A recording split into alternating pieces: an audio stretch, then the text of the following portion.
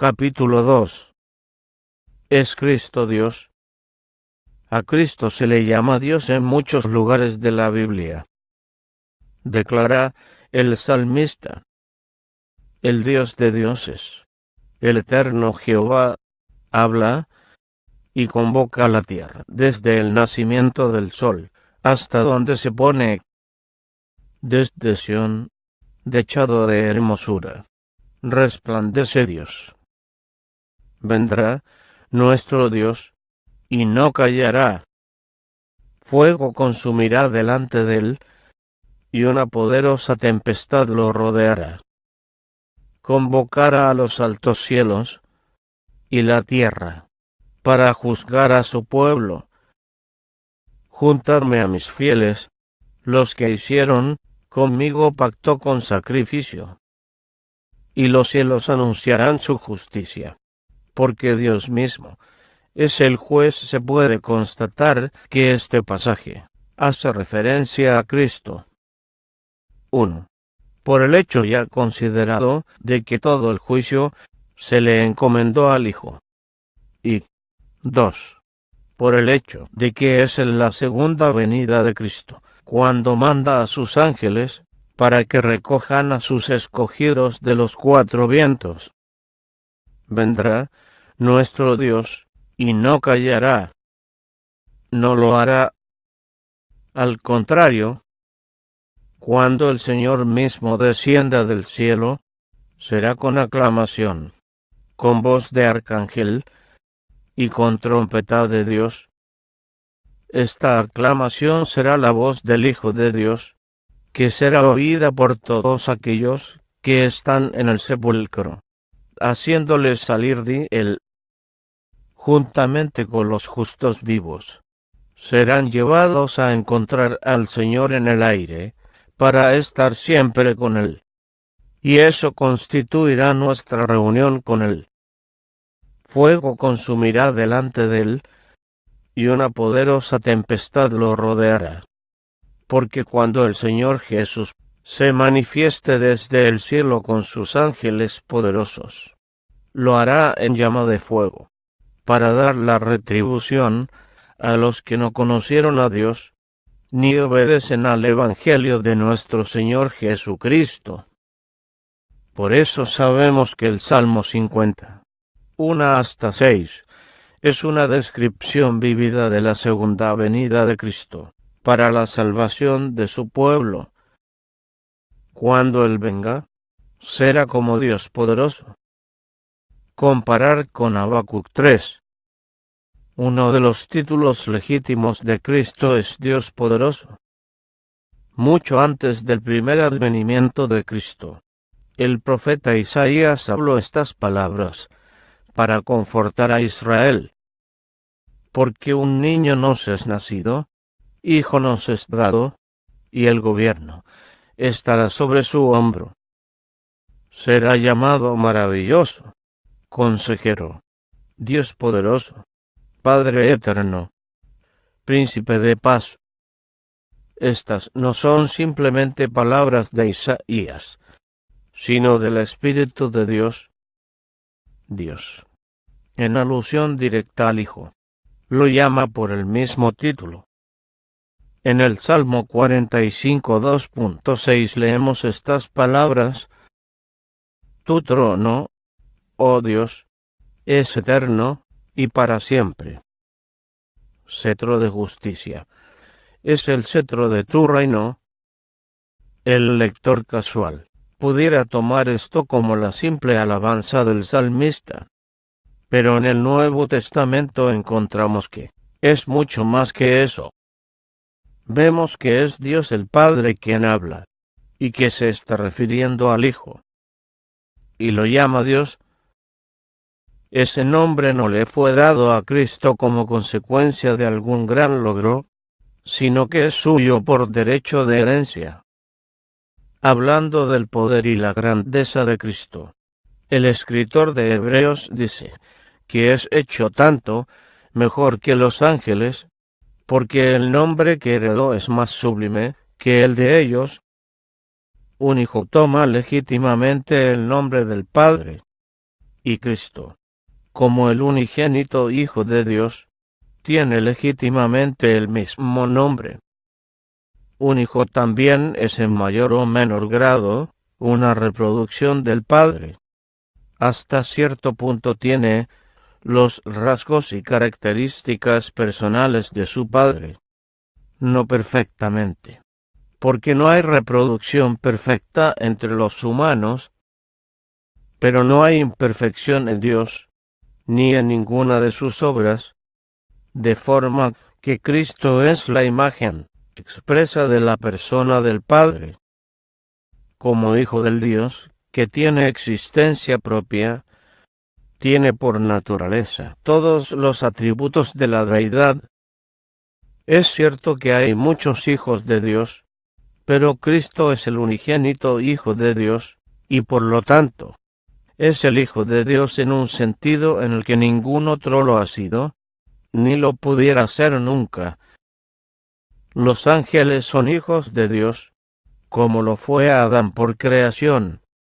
Los cristianos son hijos de Dios por adopción, pero Cristo es el Hijo de Dios por nacimiento.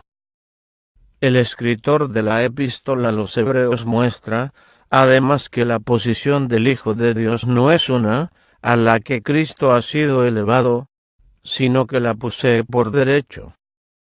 Dice que Moisés fue fiel en toda la casa de Dios, como un siervo, y Cristo, como hijo, es fiel sobre la casa de Dios. Y también afirma que Cristo es el constructor de la casa. Es el que construye el templo del Señor y lleva la gloria. El propio Cristo enseñó de la forma más enfática que Él es Dios. Cuando el joven rico le preguntó: Maestro bueno, ¿qué debo hacer para heredar la vida eterna? Jesús, antes de contestar a la pregunta, le dijo: ¿por qué me llamas bueno? No hay sino uno solo bueno, esto es, Dios.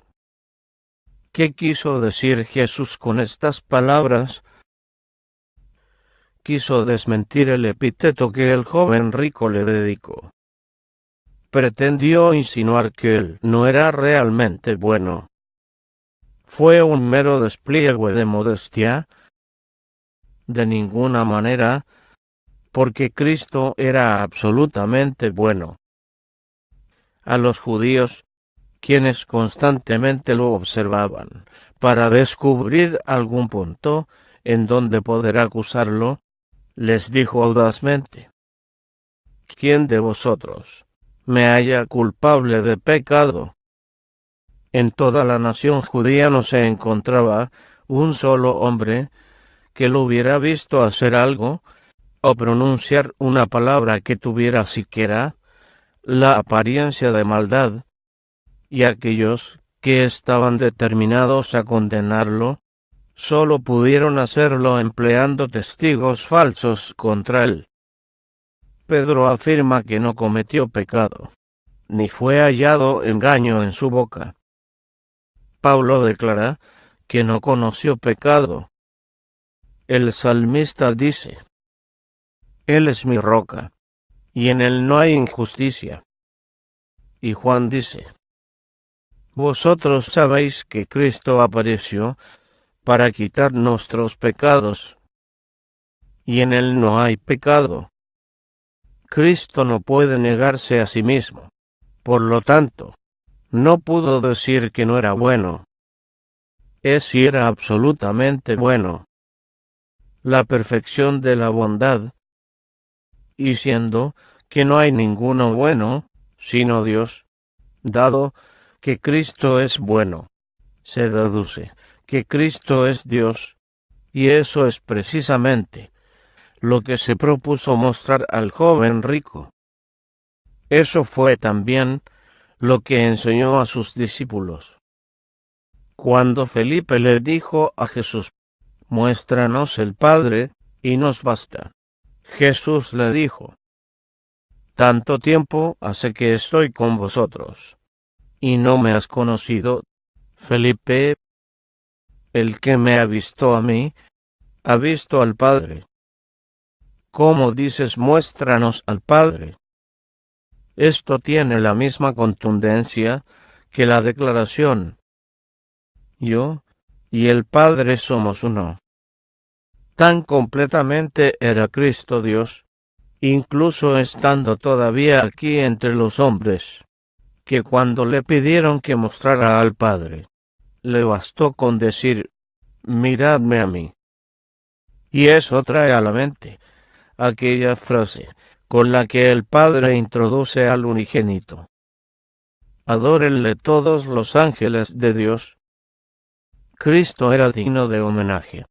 No, solo cuando estaba compartiendo la gloria con el Padre, antes que el mundo fuera, cuando se hizo un bebé en Belén. También entonces se ordenó a todos los ángeles de Dios que lo adoraran. Los judíos no malinterpretaron la enseñanza de Cristo acerca de sí mismo. Cuando afirmó que era uno con el Padre, los judíos tomaron piedras para apedrearlo, y cuando les preguntó por cuál de sus buenas obras lo querían apedrear, contestaron: no queremos apedrearte por buena obra, sino por la blasfemia, porque tú, siendo hombre, te haces Dios.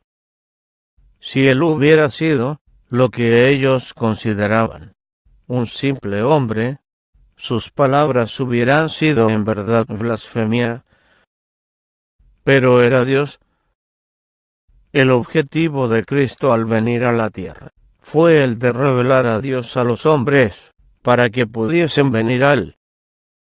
Por eso dice el apóstol Pablo que Dios estaba en Cristo, reconciliando consigo al mundo. Y en Juan leemos que el Verbo, que era Dios, se hizo carne. En el mismo contexto se especifica: a Dios nadie lo vio jamás. El Hijo único, que es Dios, que está en el seno del Padre, Él lo dio a conocer. Observemos la expresión: el Hijo único, que está en el seno del Padre. Tiene allí su morada, y está allí como parte de la divinidad, tan ciertamente cuando estaba en la tierra como estando en el cielo. El uso del tiempo presente implica existencia continua.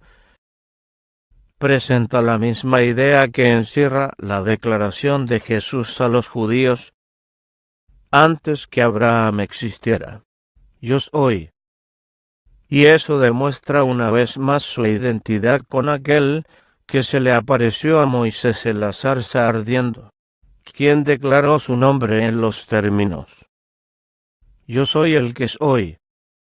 Finalmente, tenemos las palabras inspiradas del apóstol Pablo concernientes a Jesucristo: por cuanto agradó al Padre, que en él habitase toda plenitud. En el siguiente capítulo se nos dice en qué consiste esa plenitud que habita en él. En Cristo habita corporalmente toda la plenitud de la deidad. Ese es el testimonio más absoluto e inequívoco del hecho de que Cristo posee por naturaleza todos los atributos de la divinidad.